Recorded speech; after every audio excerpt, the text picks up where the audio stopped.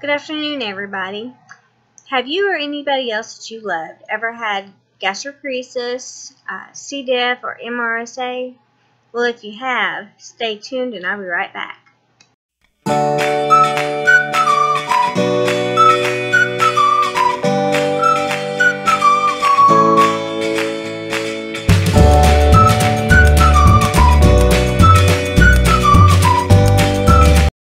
Hi, everybody, and I'm back.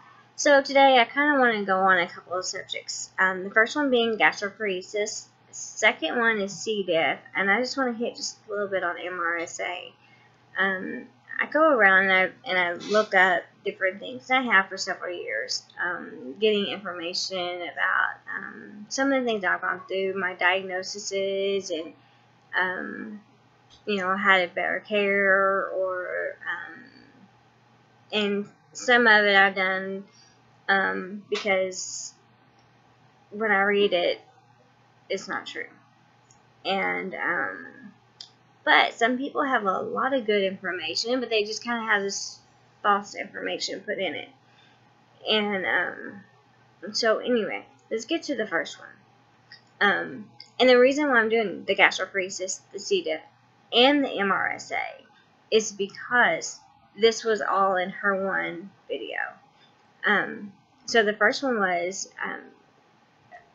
gastroparesis. You can cure gastroparesis by doing this. And so she keeps on talking, and a lot of it's really good information. And what she's talking about is, you can eat this way, you can do this, but it helps. It doesn't cure it. Stop doing this and stop doing that. Take this powder, and I promise you get cured. And so the things she was telling them to quit was PPIs. PPIs are medications or antacids, basically. They are your Nexiums, your Photonics, your what else? I don't know. I haven't been on those other ones for so long, I can't think of all of them. But anything that the doctor will give you for GERD or for an acid, that's what a PPI is.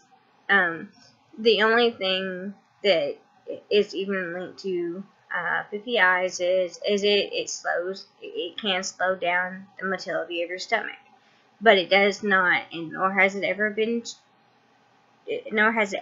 proven to cause your GI motility to slow down. So that's one that's not even true.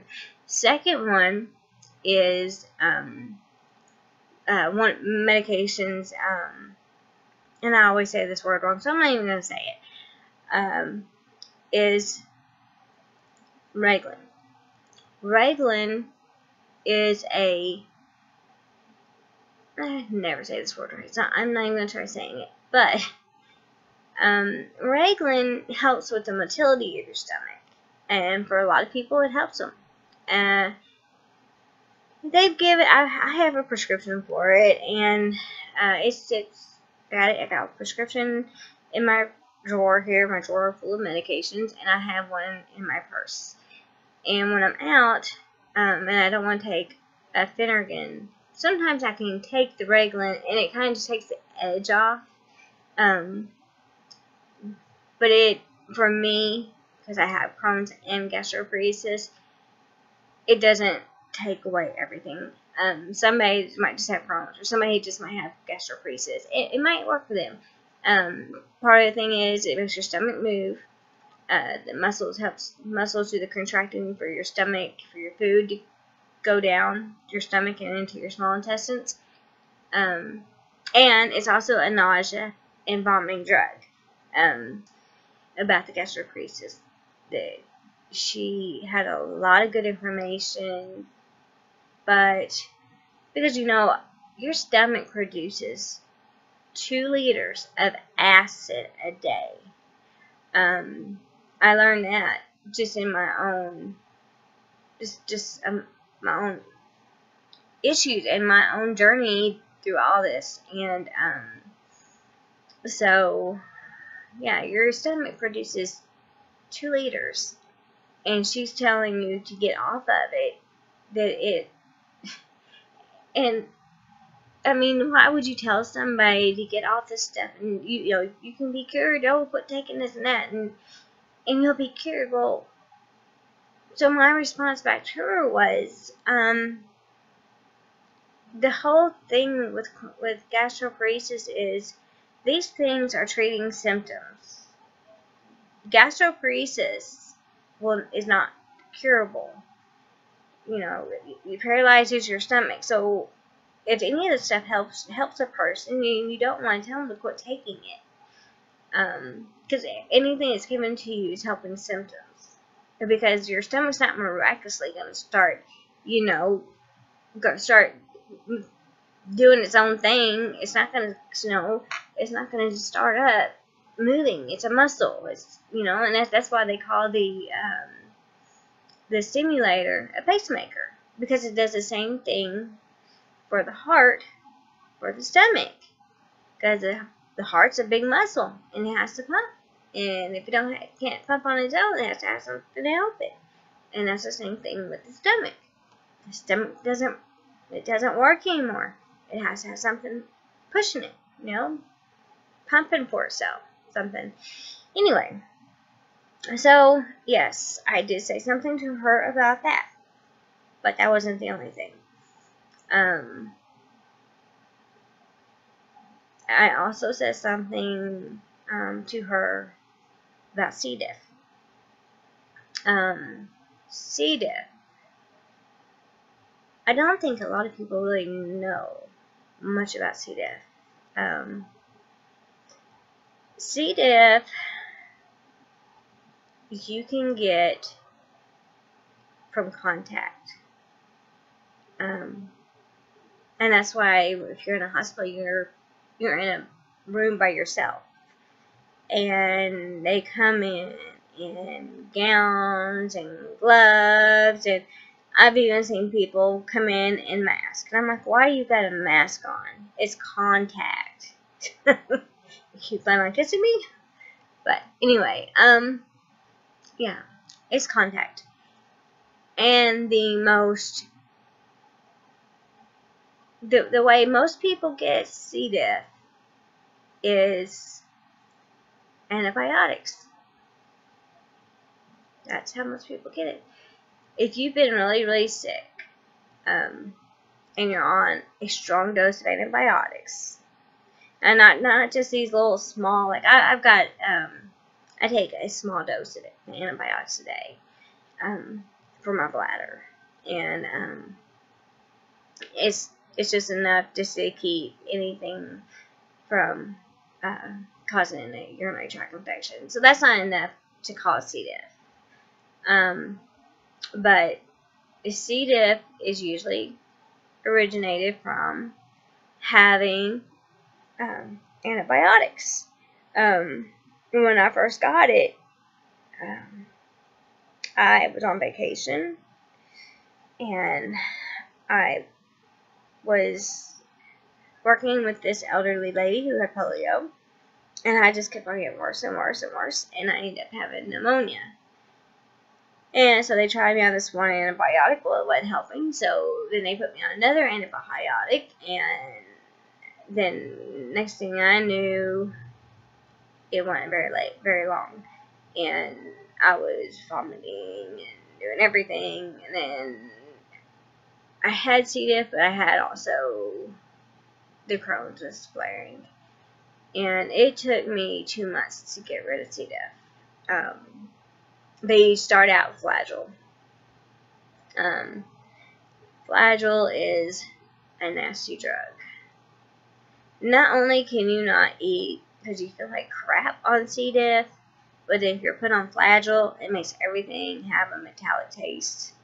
When I'm prescribed Flagyl, I just dread it. I hate it, because I know what's going to happen. The taste of everything's going to change. And you can also get it by being with somebody that has it, because it's contact. Or you can get it for being in the room with somebody that has touched a surface that they've touched and it's not been cleaned properly. She said that if you get C-Diff, you would die. Well, there's a lot of people that have had C-Diff, and they're still very well healthy and living and thriving. So that is a lie. Most people, well, most of the time when you get C-Diff, it is in your colon. And the reason why you get C-Diff in your colon is because the C-Diff cleans out all the good bacteria, and it's living now, and it's the bad bacteria. So you have to somehow get through the antibiotics, get back, the good bacteria in there to fight off the bad bacteria. But they've got different ways of doing it. Now you can get a fecal transplant. Yeah, I know that sounds gross, but they do it through an NG tube type thing, so you're not. But I know, yeah, I wouldn't go there either. That'd be something that you'd have to do if I was unconscious. But it's usually only in the large intestines. Very, very rarely does it ever go in the small. But if you are having some issues, you know what the smell is. It has a very distinct smell. And I thought that I had it since I've had my ostomy, and I had sent in the necessary sample, but I was okay, because ileostomies have very distinct smells too. But anyway, now I'm going to go on to MRSA. I'm only going to touch on it for just a second. MRSA, 1 out of 3 every Americans have MRSA. And when I say 1 out of 3 Americans, that's the truth. That's on the books. You can swab your nose and let them sample it. Everybody has some sort of MRSA, whether it lives on your skin, it's in your nose. Working in hospitals and nursing homes, I already had it. It was just colonized. And I don't think I ever got a sore on me anywhere that it could get infected. MRSA is also, you can also get it through antibiotics, because it's resistant to antibiotics. And so I got my first, when I had my stoma, when I had to have another surgery in 2013, I think it was. I had another peristomal hernia, and my ostomy had to be revised. I didn't have MRSA, but in 2014, I got MRSA. I had ESBL, which is something like MRSA, but it's in the urine. But anyway, but MRSA can get in your urine. But most usually you get MRSA, usually in a wound, but it can be in your urine. But you can get it through antibiotics, contact. It's not airborne, but you can get it through contact.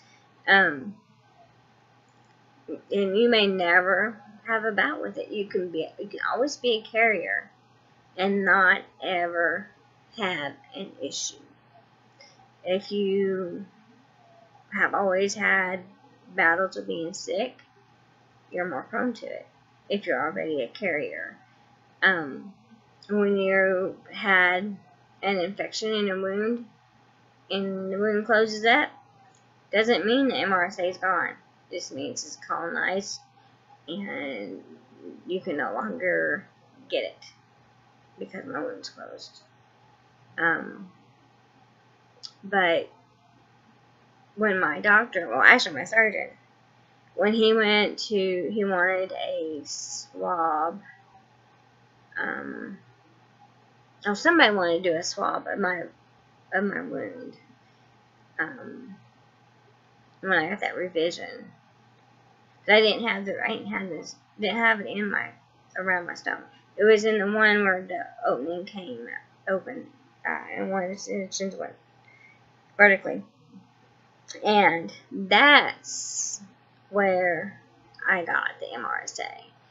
And somebody wanted to test, and so they did a swab, but my doctor didn't believe it because he said it could have been cross-contamination because they could have got it off my skin. And if you have it on your skin, you can change it off to somebody else. You could sleep in your bed, and you could give it to somebody else, or you could go sleep at a friend's house and give it to them. So MRSA, there's numerous ways to spread it, but once you've had it and it's healed up, it's colonized.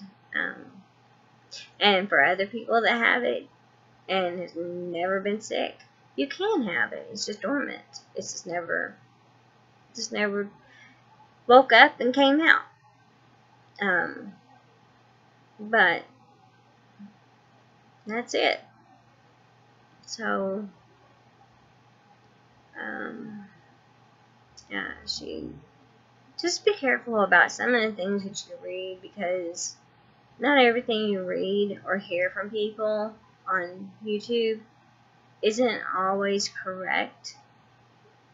And, I mean, she had a lot of good information, but then she hit some points that wasn't true. So, it kind of upset me, because when you have Crohn's disease and gastroparesis, you don't want to stop anybody from feeling good or feeling better and telling them not to take this, not to take that, and this is why you don't take. You can get healed by taking this, some powder or whatever. And, when somebody actually does have it, then, it just, you say something, and I did, and so I never heard anything back from her. And I don't know if she's ever seen it. That was put out like a year or so ago, so I mean, she may not even be back on YouTube. She might have just gone to her little run of videos, and that was it. But she was well liked. She had 300-400 people that were on her comments and liking her videos a day, and so I mean, but I'm cautious about who I like and who I subscribe to and what I watch, and I still go into searches for things that I want to see or whatever, and sometimes my channel may be controversial, but I did a Facebook page back in 2013, and I thought it had gone community, and it hadn't. So in 2014, I made it over to a community page, and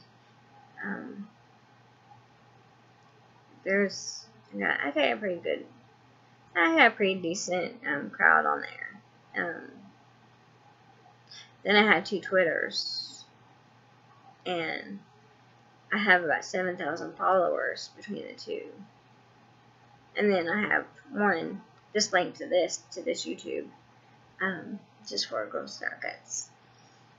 So, Just get on here, like, subscribe, and watch for all the web links that I will be posting in the descriptions. And I hope that everybody has a good night. If you go out, please be safe. Have a good night. Bye.